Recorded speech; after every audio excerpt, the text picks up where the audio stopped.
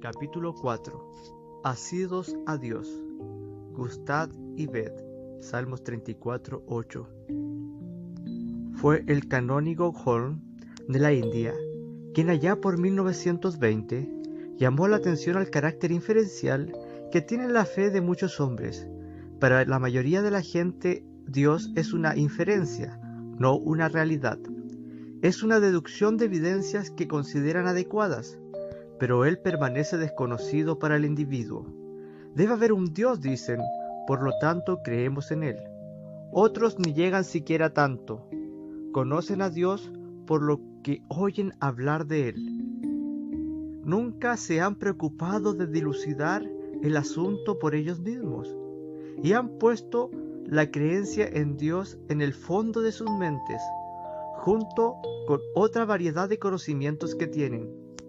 Para muchos otros, Dios no es más que un ideal impersonificado, como lo bueno, lo bello, lo verdadero, o lo que consideran como el principio vital o el impulso creador del fenómeno de la existencia.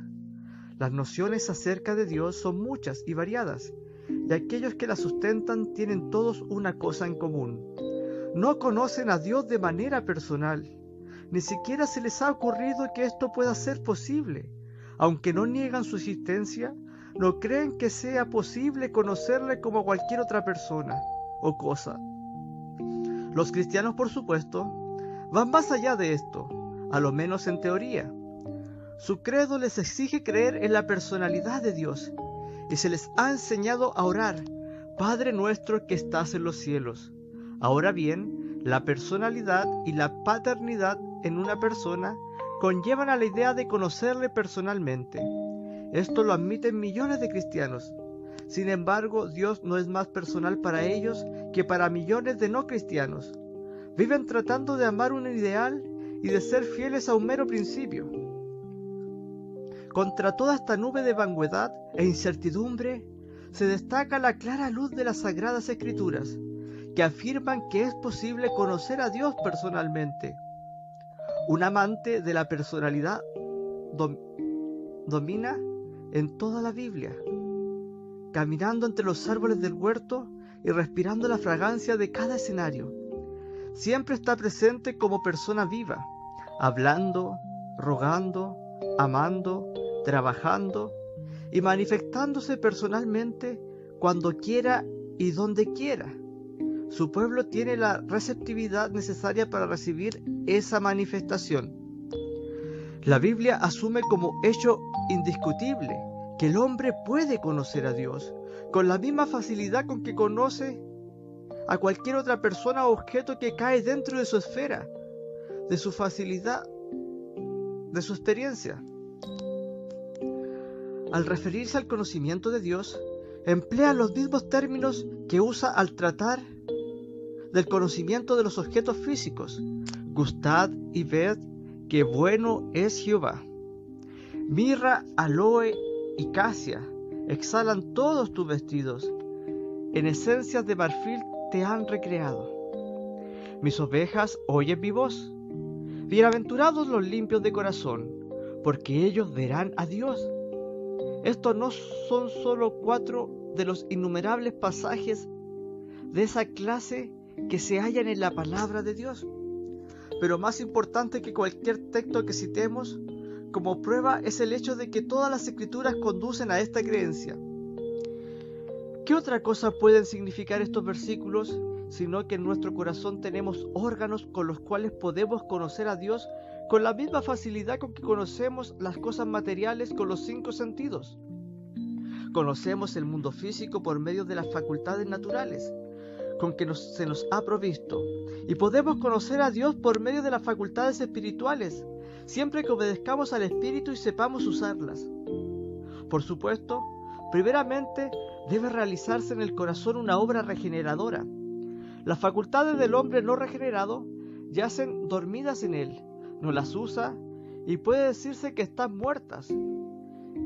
Este es el castigo que cayó sobre el pecado. Al efectuarse la regeneración, el Espíritu reanima esas facultades y este es uno con los grandes beneficios que recibimos en la obra de salvación realizada por Jesús en el Calvario. Pero, ¿a qué se debe que los hijos e hijas de Dios sepan tan poco de esa habitual comunión concerniente que se ofrece en la Escritura? La respuesta puede ser: se debe a nuestra crónica incredulidad. La fe es lo que hace que nuestro sentido espiritual comience a funcionar. Cuando la fe es defectuosa, el espíritu se cierra y nos hacemos insensibles interiormente y ciegos para las cosas espirituales. Este es el estado en que se encuentran muchos cristianos de hoy en día. No es necesario presentar pruebas para apoyar esta declaración. Basta que hablemos con cualquier cristiano por allí o entremos a la primera iglesia que esté abierta. Hay todo un mundo espiritual que nos rodea y nos ciñe, esperando que lo reconozcamos. Dios mismo está a la espera que reconozcamos su presencia. Ese mundo espiritual eterno y gigantesco se nos hará evidente y sustancial en el mismo momento que reconozcamos su realidad. Acabo de emplear dos palabras que requieren explicación. Si es que la hay, ellas son reconocer y realidad. ¿Qué entendemos por realidad? Es aquello cuya existencia no depende de lo que yo u otra persona podamos pensar o concebir. Algo que existe aunque no haya nadie que pueda pensar en ello. Algo real por sí mismo, que no depende del observador para su validez. Sé muy bien que hay gente que hace chistes respecto al concepto de realidad. Son los idealistas que urgen infinitas pruebas tratando de mostrar que fuera de la mente no hay realidad alguna. Y son también los relativistas que dicen no haber en el universo ningún punto fijo a partir del cual se pueda medir algo. Ellos se ríen de nosotros y nos califican con el mote de este dicto para ellos de absolutistas, pero el cristiano no pierde la serenidad por ello. Más bien se ríe a su vez de lo que los tratan así, porque saben que hay un absoluto y ese absoluto es Dios. Y sabe también que ese ser absoluto ha creado el mundo para el uso del hombre. Y aunque no hay nada fijo o real en el significado de las palabras cuando aplicadas a Dios, para que todos los fines de la vida humana se nos permite proceder como si lo hubiera. Y cada ser humano procede así, excepto los que están mentalmente enfermos. Estos seres infortunados también tienen problemas con la realidad, pero son tercos y quieren vivir solo de acuerdo a sus propias ideas que se han formado de todas las cosas. Son sinceros, pero debido a esa sinceridad y honradez se han creado un problema social. Los idealistas y los relativistas no están mentalmente enfermos. Demuestran su buen sentido viviendo de acuerdo a nociones verdaderas de la realidad, aunque teóricamente las están rechazando. Las ideas de estos pensadores serían mucho más dignas de respeto si ellos vivieran conforme a lo que dicen, pero se cuidan muy bien de hacerlo. Sus ideas surgen del cerebro, no de la vida. Cada vez que algo afecta su vida, repudian sus propias teorías y viven igual que los demás. El cristiano es demasiado sincero para ponerse a jugar con las ideas por puro gusto de hacerlo. No le agrada tejer telas solo para darse el placer de exhibirlas. Todas sus creencias son prácticas y están engranadas en su vida. Por ellas vive o por ellas muere. Está en pie o cae, en este mundo y en la eternidad. El cristiano no encuentra placer en las relaciones con personas cuya sinceridad no les inspira confianza. Por eso refiere a alejarse de ellas. El hombre sencillo y sincero sabe que el real, cuando llega el uso de la razón, se da cuenta de que existe y vive en él. El mundo lo está esperando cuando él nació y el mundo le dirá adiós cuando él parta para la eternidad. Por su profunda sabiduría de la vida, es más sabio que millones de hombres que dudan. Parado sobre la tierra, sobre el viento y la lluvia golpearle el rostro, y sabe que estas cosas son reales, Durante el día ve el sol y durante la noche contempla las estrellas. Ve el rayo brotar del vientre de las nubes y de tormentas, y oye los sonidos de la naturaleza y los gemidos de los quejidos del alma humana. Sabe muy bien que todo esto son cosas verdaderas, reales, pero por las noches se acuesta en la mullida tierra sin temor de que estas cosas sean una ilusión, que podría desaparecer mientras duerme. Cuando amanezca, el firmamento azul seguirá sobre él, y la tierra seguirá siendo su cama, y la peña y los árboles seguirán rodeando, como lo hacían cuando se acostó. Por eso vive y se regocija en un mundo real. Por medio de sus 5 sentidos, se relaciona con el mundo de la realidad, y las facultades que Dios le ha dado le ayudan a utilizar todo lo que necesita para vivir en el mundo en el que vive. Bien, por propia definición sabemos que Dios es real. Él es real en el sentido único en que solo Dios puede serlo. Todas las otras realidades dependen de Él.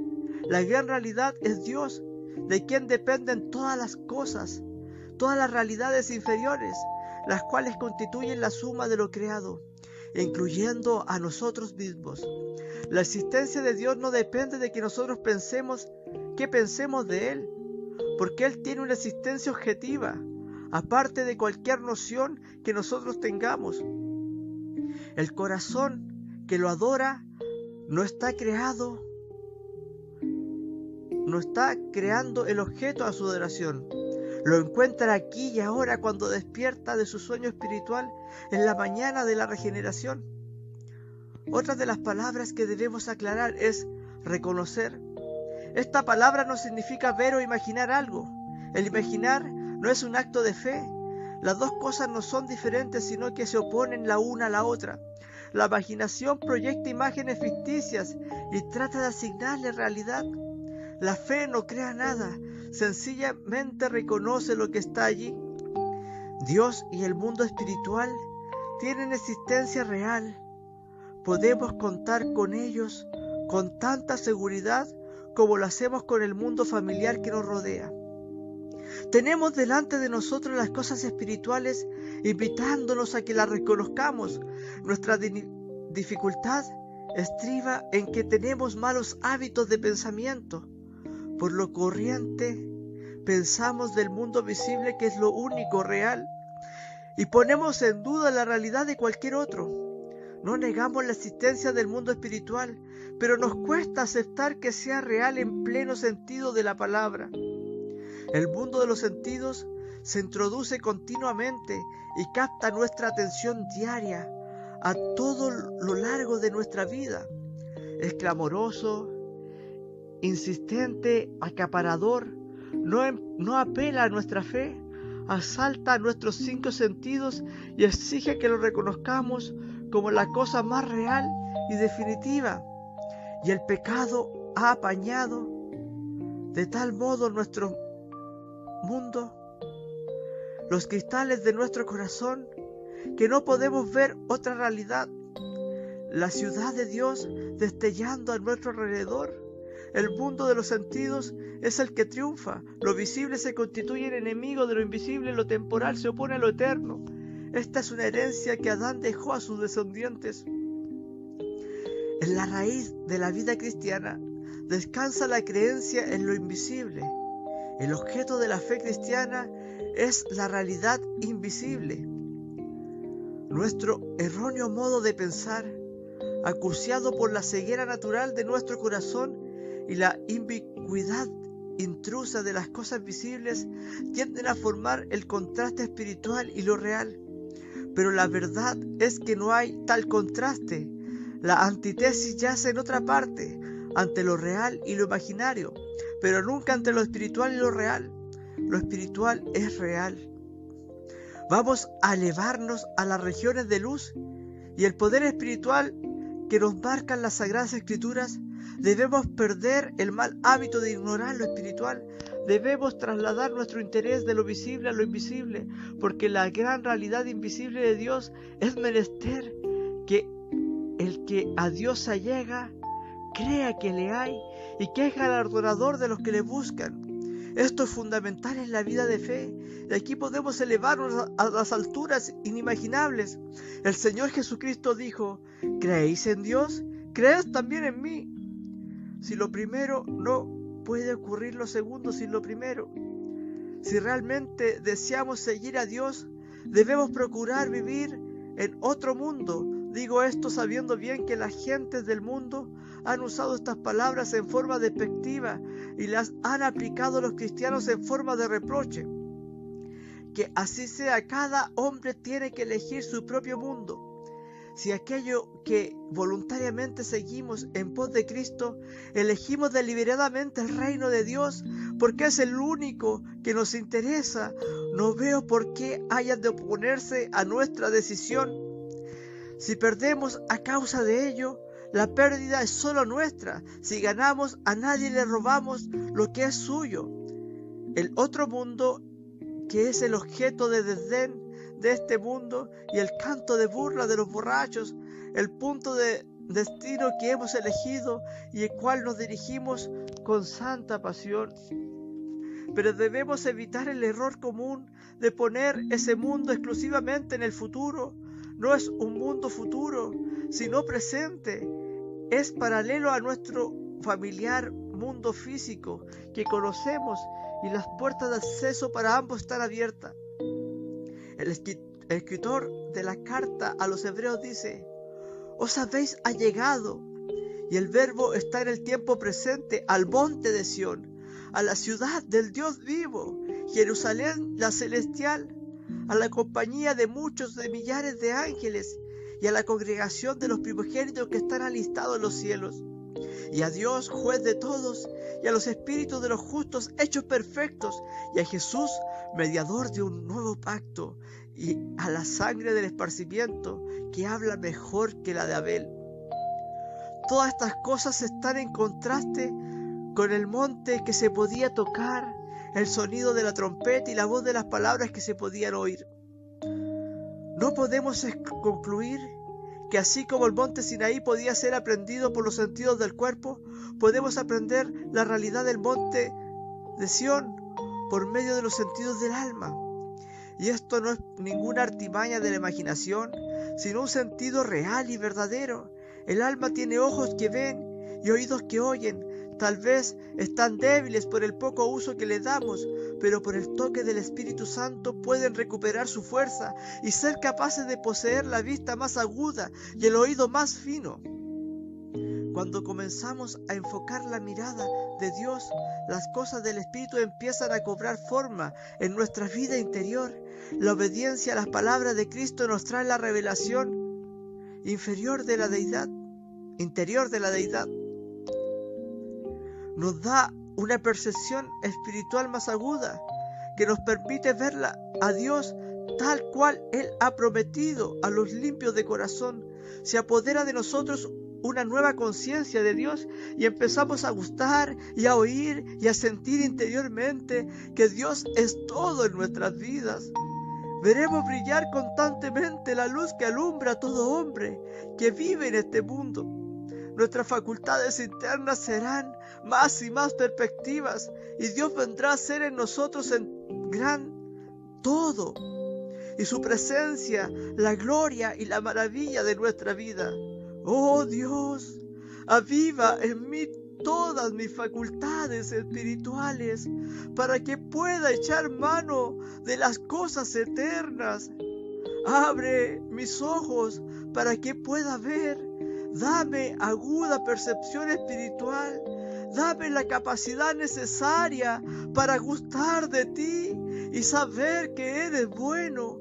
Haz que el cielo sea más real para mí que ninguna cosa en la tierra.